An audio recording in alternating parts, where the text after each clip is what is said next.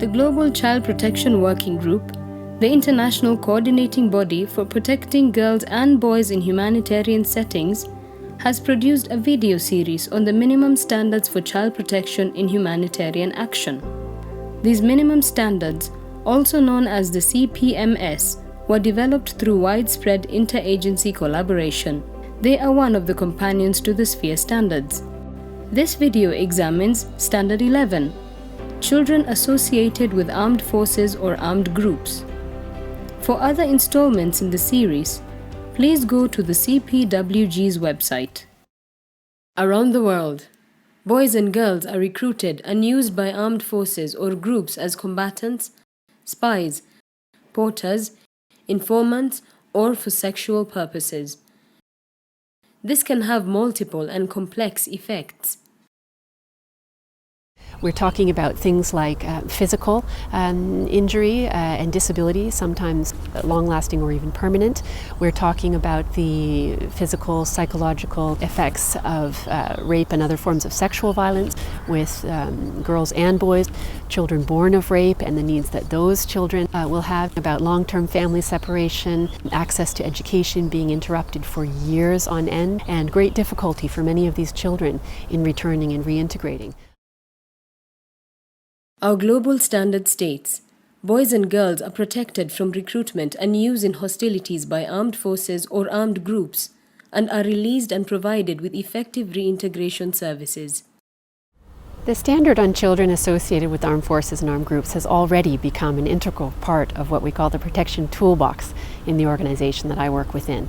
We use it to inform our work in terms of dialogue with parties to armed conflict, be they armed forces or armed groups at local, regional, or national levels. And certainly we've integrated it into our training and capacity building for colleagues who work in field contexts. Creating a broader awareness of rights, needs, and responsibilities at all levels has a positive effect on prevention of recruitment and related social change. Knowledge and understanding are catalysts for change. Families, local activists, community and military leaders can all make a difference if the legal and other arguments against children's participation in conflict are more widely known and understood. You have to engage the communities, you have to engage the children themselves. They should know about the rights in order to fight for them. And also the non-government organizations and the involvement of faith-based organizations and even youth groups are very important. In one of the projects that we did, it was already a youth group advocating with their peers that they have a right for protection.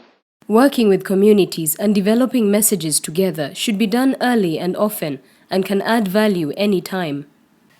Information sharing empowers communities, and shifts in policy at a national level can result from and be reinforced by local awareness raising.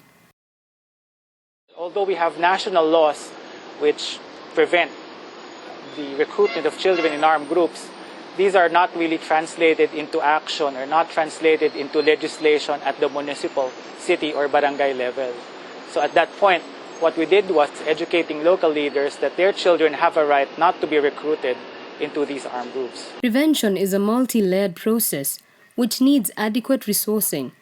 It should draw in children and their families, as well as armed actors, local activists, communities, peacekeepers, donors, and governments themselves. The minimum standard sets out a number of practical and sustainable measures that can be integrated into any strategy that's aimed at preventing the unlawful recruitment and use of children. So, what can be done to prevent the recruitment and use of children in your context? There has to be real alternatives for children.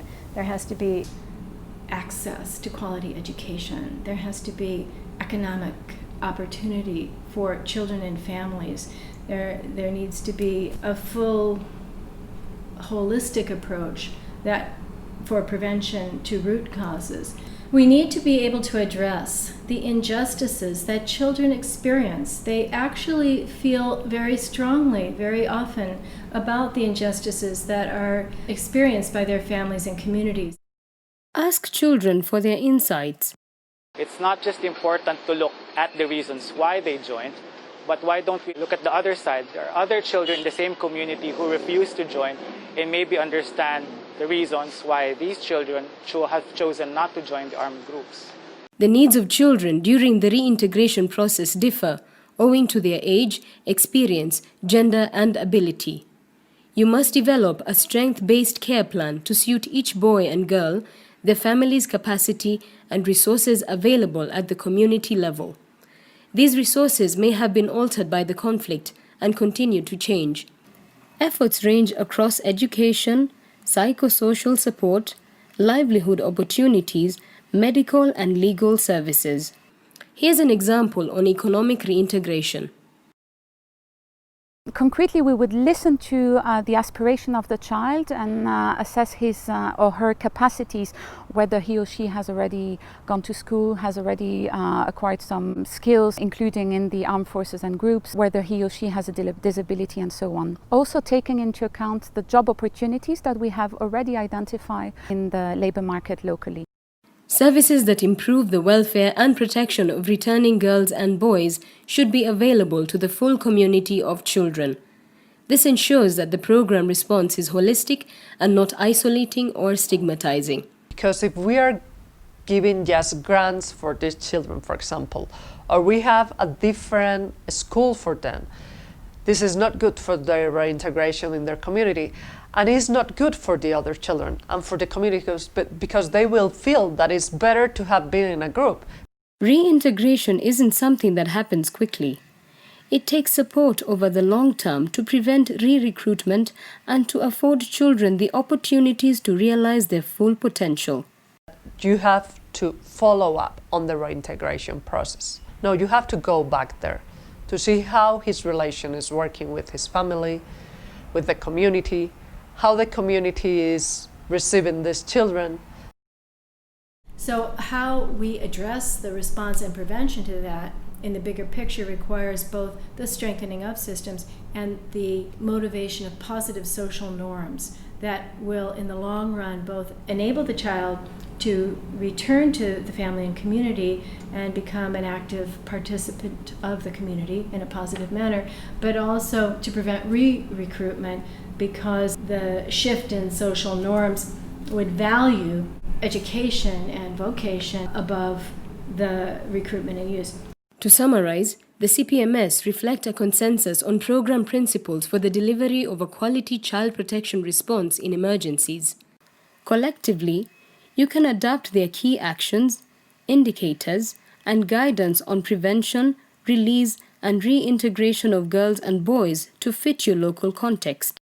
I invite all of you to go to the field with these plans, with the laws and everything, and have the opinions and the suggestions from the people in the field in order to make them better and in order that we really protect children to be engaged by armed groups.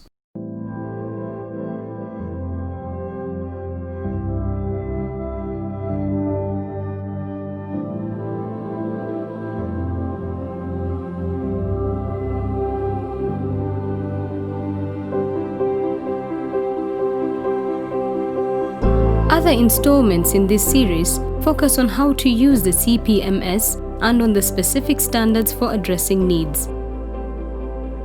The CPWG provides support for applying the standards, such as mainstreaming briefs, guidance on contextual adaptation, and training packages.